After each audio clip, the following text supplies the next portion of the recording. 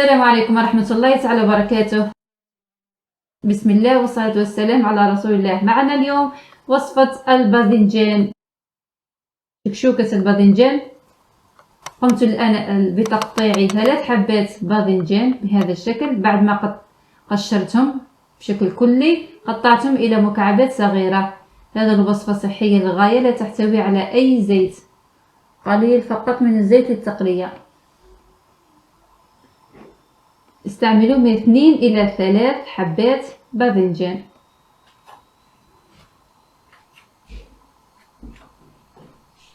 وصفة رائعة جدا، أتمنى أن تجربوها.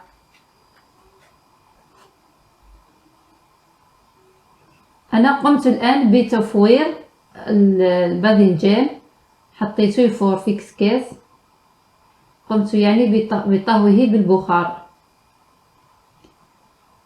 نضيف له القليل فقط من الملح ونغطي عليه لمدة قصيرة، يعني حوالي تقريبا 10 دقائق.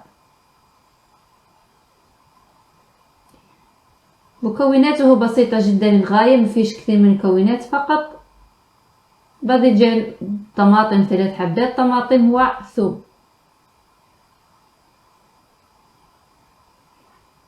يعني المكونات الرئيسية فيه. نقطعوا الطماطم اللي عندنا، نقطعوها بشكل ناعم.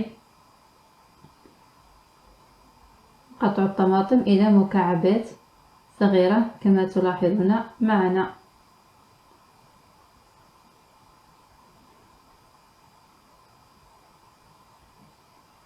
أنا استعملت 3 حبات طماطم لأنها صغيرة.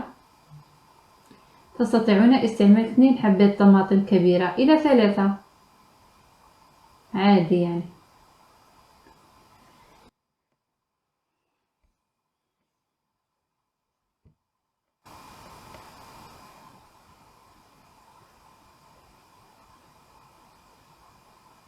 هذه الوصفة تصلح كعشاء خفيف. نزيدوا لهنا 2 فص ثوم إلى 3. بعد ما أصبح جاهز معنا الباذنجان مطهو،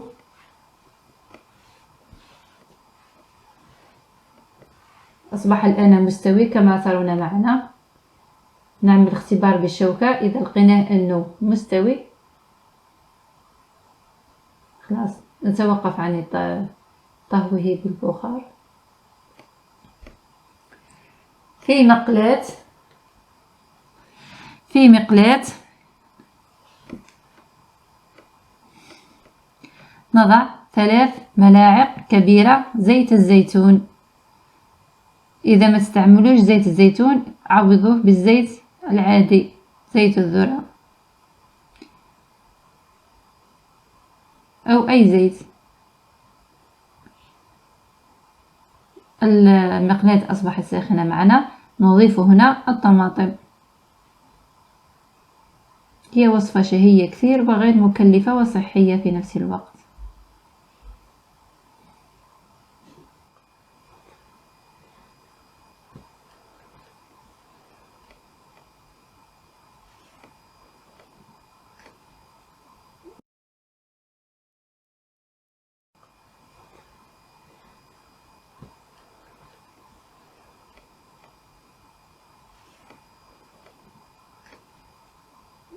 نضيف للطماطم فلفل حار مقطع بشكل ناعم. نستعمل رأس فلفل حار. بعد ما طابت معنا الطماطم استوت، نضيف لها أول مكون هو الملح، زائد القليل من الكمون، أقل من نصف ملعقة كمون، زائد بابريكا، زائد فصوص الثوم مفروم. نعرفوا أنه الباذنجان يتناسب كثير طعمه مع الكمون. نحرك الكل.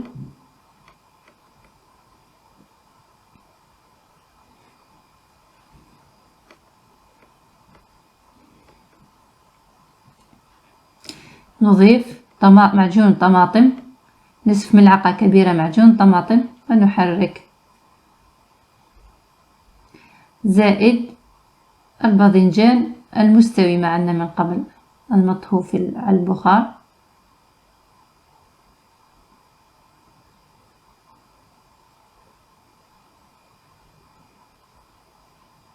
نحرك كل شيء، كل المكونات مع بعضها لتمتزج المكونات مع بعضها البعض.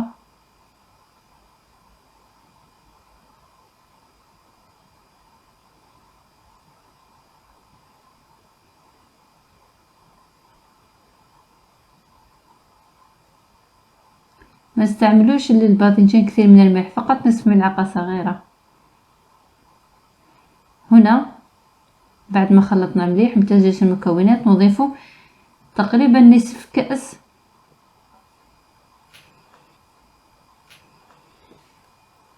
ماء إلى الباذنجان.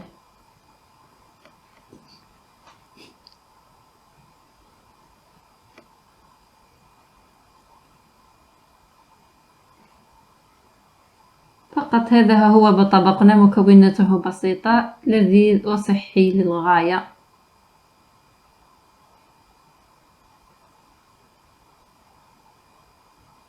أصبح جاهز معنا طبق خفيف للعشاء، صحي ولذيذ جدا. نزينه بالقليل من الكزبرة أو البقدونس كما تلاحظون معنا. نتمنى أن تجربوا هذه الوصفة مع أن مكوناتها بسيطة.